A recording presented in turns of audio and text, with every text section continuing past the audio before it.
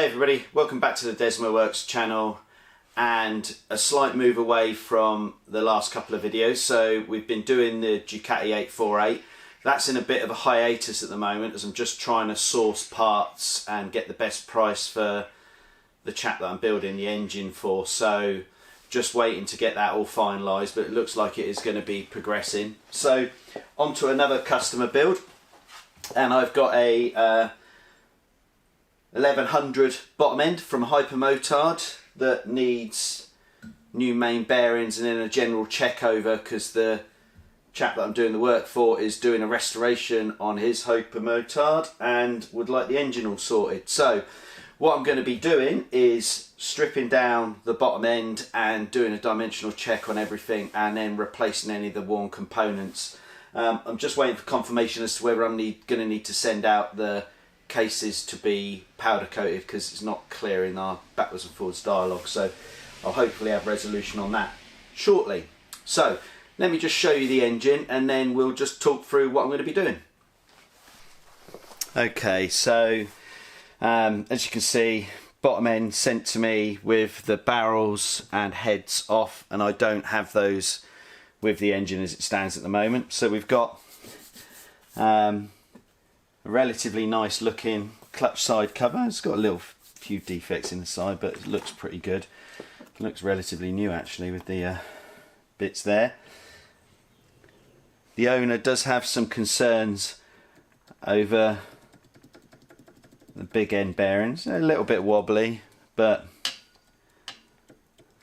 I've seen worse, but we'll see when that comes out. He's also worried about the small end bushes inside the rods, so might be one of the first builds you'll see me pop those out and put new ones in. You can see the cases are quite heavily flaked. Good old Ducati paint. He's cleaned up the starter motor as well to make that look a bit better. And then we've got replacement side cover or generator cover, which looks like it's been sanded down a little bit. And then coming round, standard sort of flaking in there. So it's a pretty straightforward build, this one for me. So what I'm going to be doing, strip off the side cases first. We'll take apart all of the generator side of the engine, then we will move round to the primary drive side. We'll take the clutch, obviously there's no clutch in there at the moment, but we'll take the clutch cover off. Then we'll take the drive gear, primary gear out, and the primary drive gear out.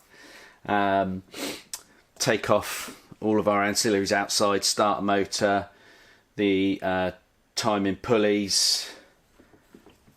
We've also got the indent spring and ball, and then the neutral switch needs to come out just in case all this needs to be painted up. And then we will take the, then we'll split the cases and then get the gear sets out, crank and everything, and then have a good old check through all of that. So, first pieces to do. We'll make a start on pulling off the generator cover first, and then move around to the clutch side. So let me grab some tools and let's dive into that. Okay, first off we're going to remove the generator side cover. Now the owner did say it's just loosely put on, so just quickly check. Yeah, okay, can just buzz these off at the gun.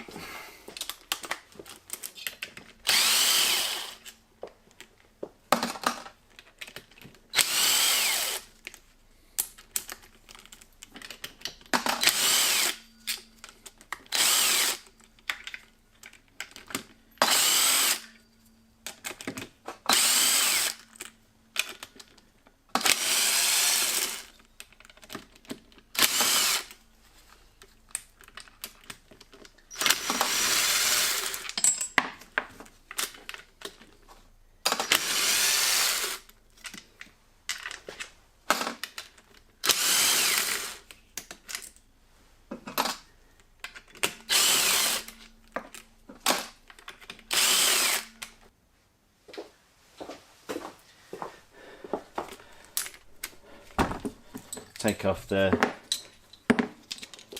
little timing cover. Oh, loose again as well. Okay, cool.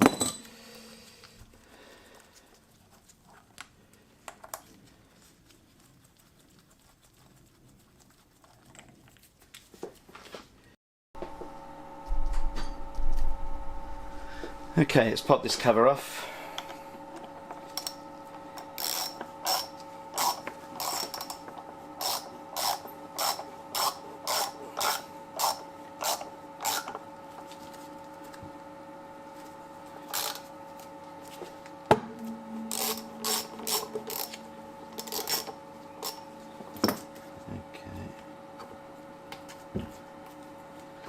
Last little bit, just got to get it over there.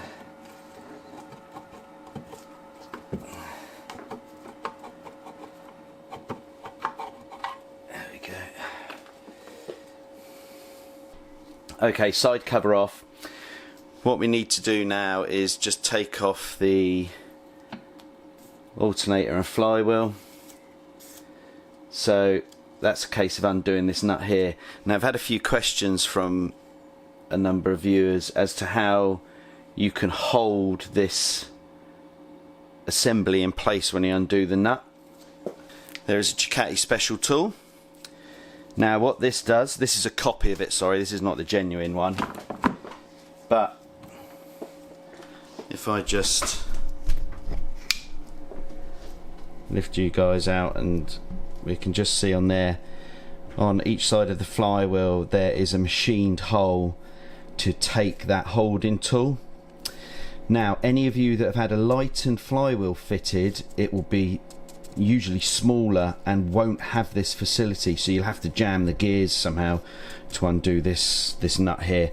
But if you've got a standard flywheel in, you can use the tool and secure it there, and it bolts into holding its place just there. So let me just get that attached and then I'll show you what it looks like when it's on. Okay, so there you can see the tool is located. One hole there, one hole there. Only lines up with one of these side stand mounting holes. That's not unusual. What I should really do is I should open up these holes a little bit to give me a little bit more play, but it's securely held by one. You only just need to stop this spinning as you undo this nut. And if you're using a impact gun, it's relatively easy to take off. You can actually take it off without securing it if you've got an impact gun, but you've got to be careful that you don't spin your con rods around and damage something inside, so hence why it's worth holding it. Right, let me grab a gun and just take that off. Okay, 30mm socket.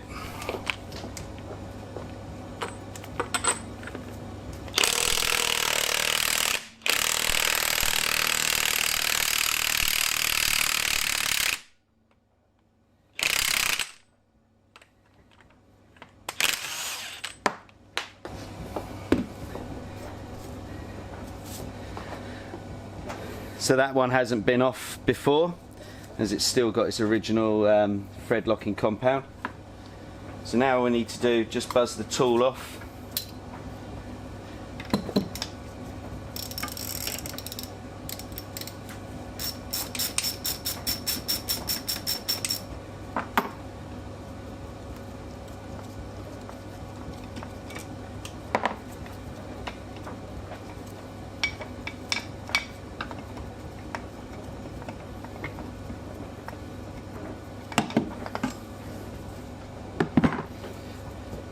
Then just pull the assembly off.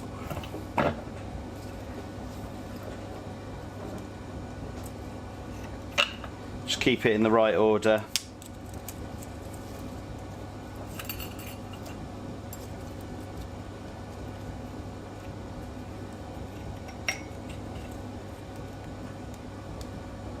Oh, there's an interesting failure I've not seen before. So let me just put the rest of this assembly down and let me talk through what seems to have happened here. Okay, the owner on this bike was complaining about a rumbling bottom end. I think I found the cause. So on here on the timing gear drive, that is half of the fibre roll cage for the main bearing, which means that those bearings aren't secured in the, well, sorry, the ball bearings within the bearing, sorry, are not secured correctly. Lucky this didn't turn into a major failure, actually. I've never actually seen that in all the engines I've taken apart, that fibre cage fail. This is a bit of a first. Okay, what we need to do whilst we're here then, I'm just going to loosely stick this back on so I can lock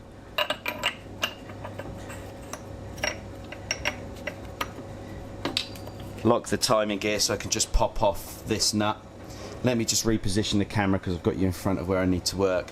We'll just jam this gear, we'll buzz this nut off, which off the top of my head I think is a 22mm nut, and then we can remove all of this side, and then we'll take off the shift mechanism and then the starter motor and the starter motor gear. Never seen that before.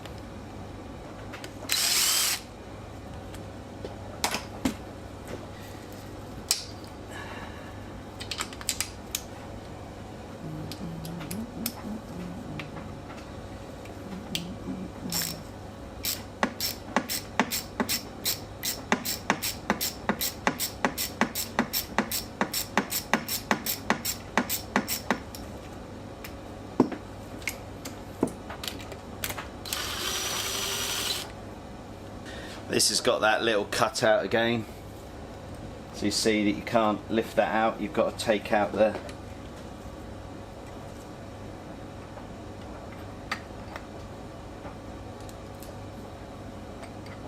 there we go. That's how that comes out. Just remember there's a spacer there, spacer on the back. Okay, so you'll make sure that you take that carrier tube out, be able to lift the gear out of the cutout in there where it's so much bigger. I'm going to loosen the starter motor for now, but I'm not going to physically drop it off because on this cradle it's actually resting on the starter motor as well as the case.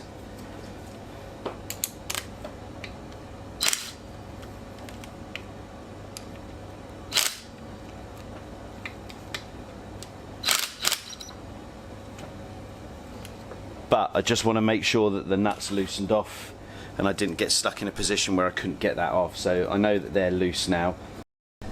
Okay, off with the clutch cover.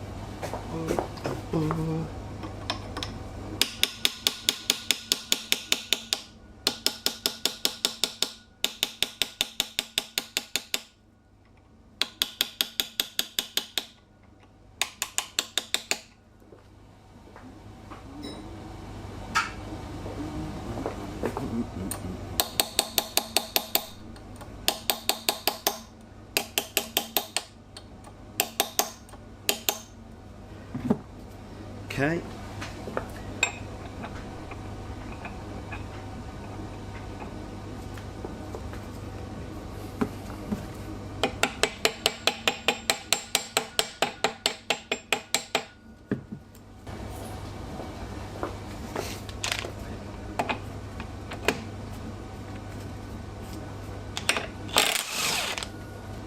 Okay, we'll loosen off that primary gear nut now.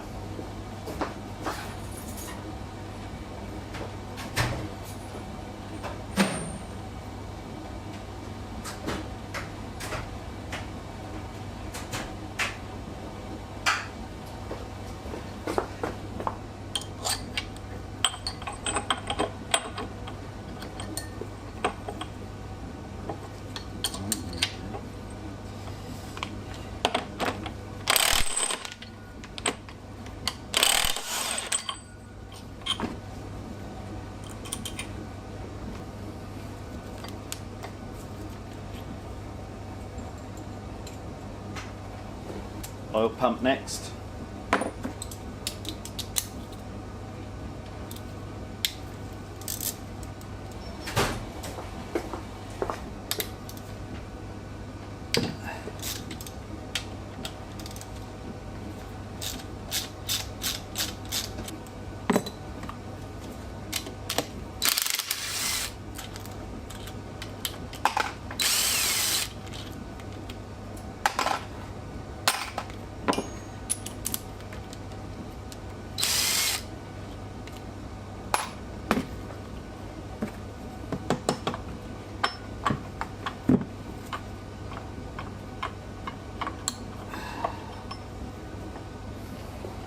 Okay, we need to pop the primary gear off now.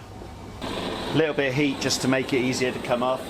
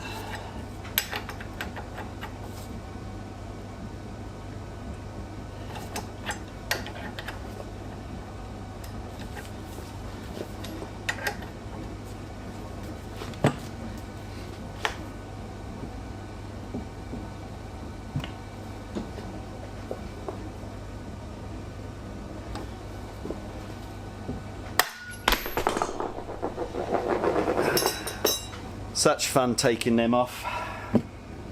Somebody did ask the question as to why I can't put something to stop it pinging off, but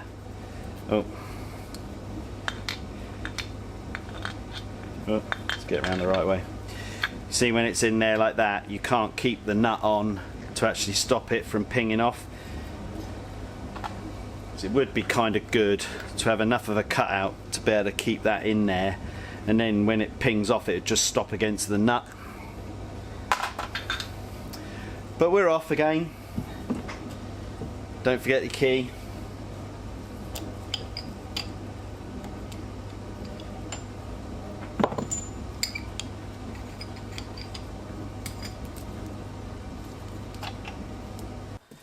Okay, need to get the little snap ring off.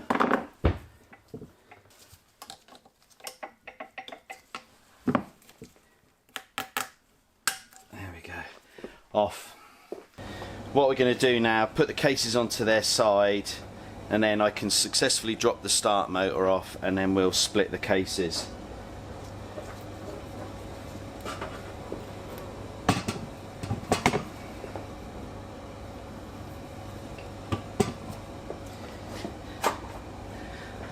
Always a little bit of oil comes out even though you've drained it out repeatedly.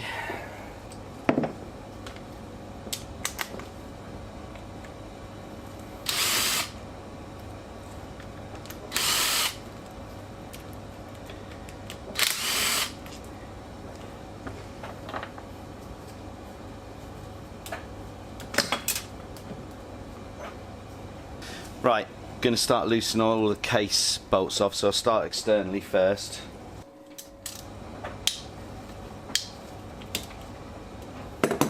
Bit of dirt stopping the tool getting into that one.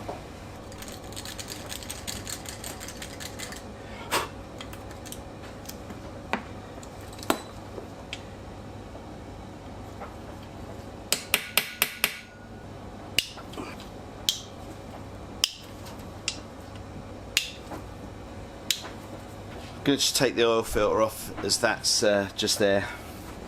It's still in, and that's probably why I've got a little bit of oil coming out. Let me just switch the camera off and do that off camera.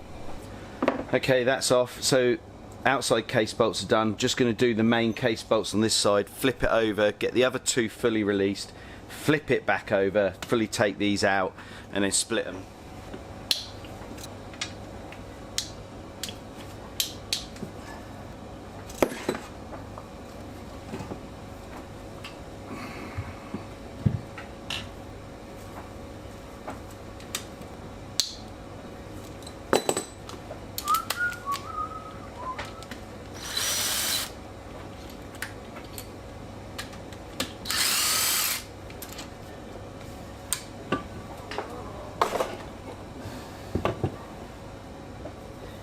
Okay, let's buzz the remainder of these cover bolts out.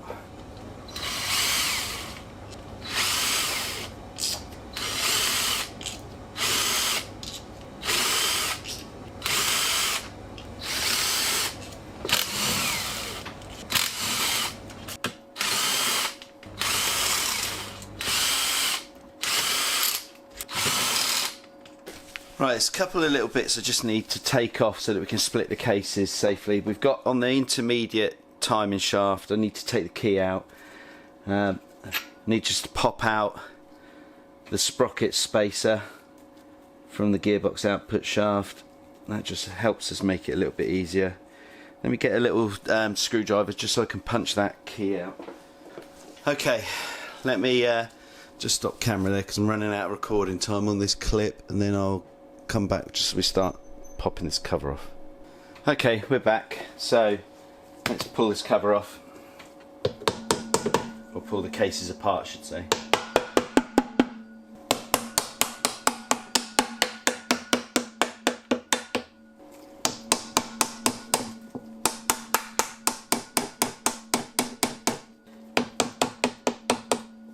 It's a bit sticky, these ones.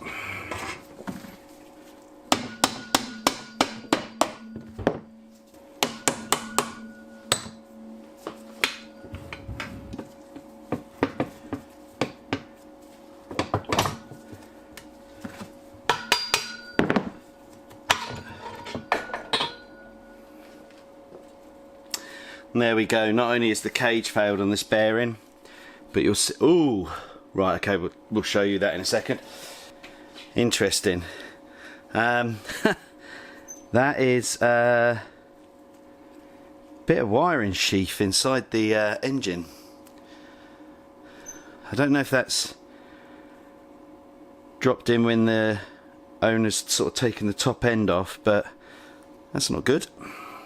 Quite a bit of dirty oil left in it. Let's just tip that. Well, let me get you close to the engine and just talk you through what we found, because I think you can see it there already. We have half a bearing. Let me just switch the camera off and position everything so I can talk you through what I found. Okay, so what did we find? Obviously the bearing is split in half, which we saw as the cases popped off, and we had the fibre case that was in the alternator cover that should have been holding this in together as a single bearing. I've also just noticed there's a lot of debris in what's left of the oil There's some like big chunk of something there, which I will filter out in a second just to see what else we've got in there. You can also see that the magnetic pickup is absolutely covered in filth. So if I just knock these bearings out of the way,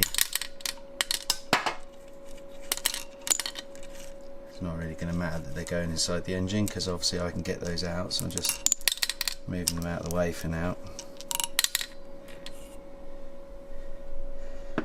Now, I don't know if the camera's able to pick this up. See if I can zoom in a bit.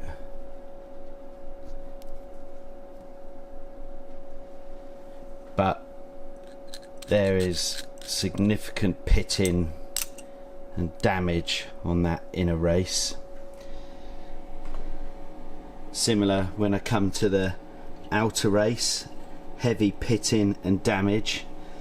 Now that would have led to a rumbling feeling, so the owner was saying that there was a like what felt like a knocking stroke bottom end rumbling, so that has definitely been caused in part by this main bearing. We still got to take apart the com rods, remember, so there could be big end bearing failure in this engine as well. I'd hazard a guess by the amount of debris in the oil that we could have that sort of damage to the big end bearings as well, because if any grit got past the filter in any way or form. But that's horrible. Luckily it will come out, which is a bit of a godsend. So what I'm going to do is I'm just going to pull everything out now, just so that I can have a look at everything laid out. But I think we found our root cause, and I know I've done a Hypermotard engine before, but this is different. I mean, look at how heavy that pitting is. I don't know if you can make that out, but that's certainly one of the worst main bearing failures I've seen.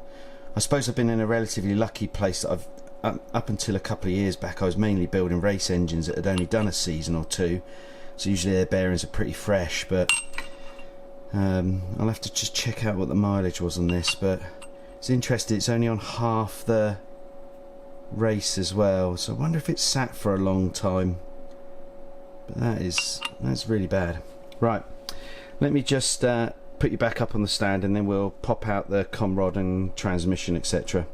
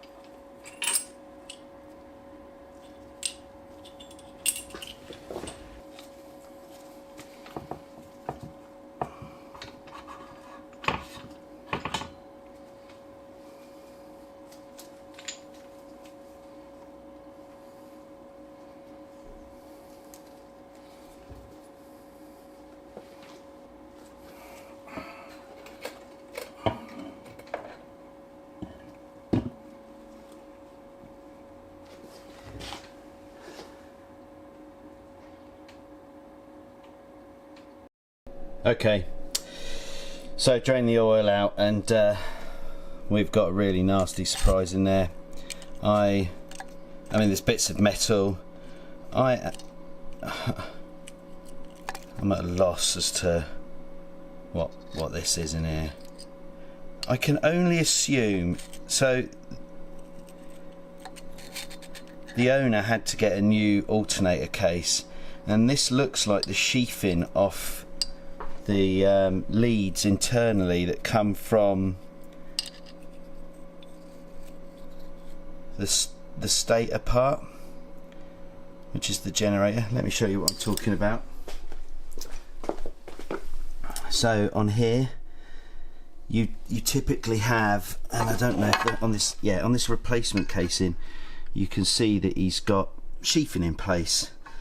Now you can get individual wire sheathing or block sheathing like this, so I can only assume that this got damaged somehow on the other case,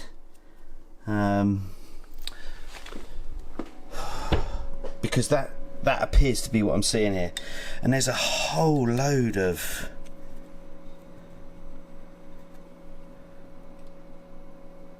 I don't know what could be, Loctite I suppose, or a sealant, but there's no signs of a blue sealant having been used on this engine, so I'm not sure what that is, but I've never seen that amount of like non-metallic debris. I mean, I've seen plenty of horror cases when I've opened an engine that is mechanically failed.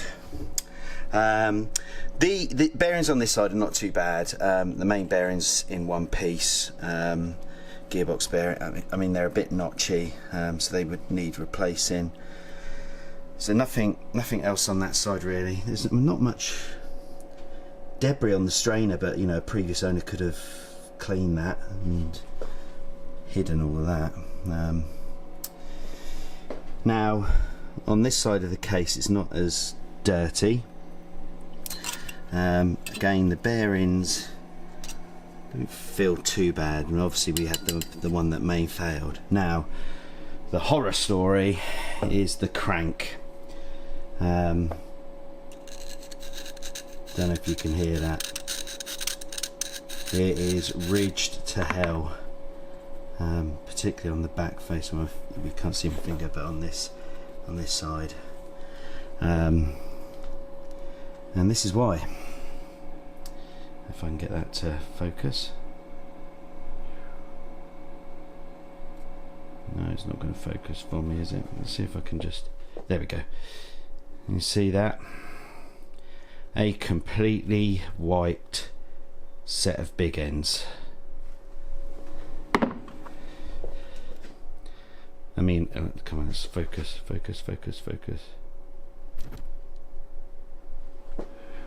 It's not wanting to focus on this one. There we go. Again, really badly wiped.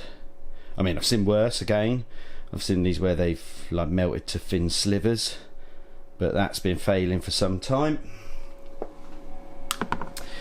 So for the existing owner, that is big end knock, combined with a main failed bearing as well. The problem is the costs now escalate, so I'm going to have a chat with him as to what we do. Okay, so next steps, need to speak to the owner about the crank. My advice is going to be that we just find a good second-hand one, because I'm not a fan of undersizing the crank pin and oversizing the big ends. I've not heard great stories about success rates on that in the engines. This case, not too bad. Leave the bearings in, take out the head studs and any other loose fittings, because if we're going to proceed, going to get these sent away to be recoated. In this side, just need to take out the strainer. Again, head studs, leave the bearings in, give it a good clean out, and any other external fittings such as the oil cooler unions, just so it's ready to be blasted. Okay, let me just finish there and we'll wrap this video up. Okay, so we're going to wrap that video here. I've just checked on the correspondence I've got with the customer. This is actually only a 14,000 mile engine, so something materially has gone wrong with it's either been looked after or within a component, you know, because components do fail. But we've seen main bearing, cage is broken down, probably as a result of either debris or dirt in the oil, causing pitting in both the inner race and the outer race of that bearing. And then we've got the big end bearings that have wiped and damaged the crank. So what I need to do, speak to the customer, just work out a way ahead, see if we can source an alternate crank. and then just go ahead with the standard rebuild that we were going to do. I need to, as I said earlier, just strip off some extra ancillaries off of the cases, which I'm not going to film, and then I will sort out getting these recoated as well, probably with the side casings getting done, and then hopefully, if we agree a way ahead with the customer, we'll be putting this back together. So next video, hopefully we'll be back on the 848. I've just got another couple of prices to come in, but if not, I might have some different content coming up. But hope you enjoyed this quick little video. If you did, chuck us a like. If you're not a subscriber, hit that subscribe button and notification bell for more content to come. And any questions or comments, please leave them down below and I'll attempt to answer them as soon as I can. Alright, thanks for watching. See you in the next video. Cheers then.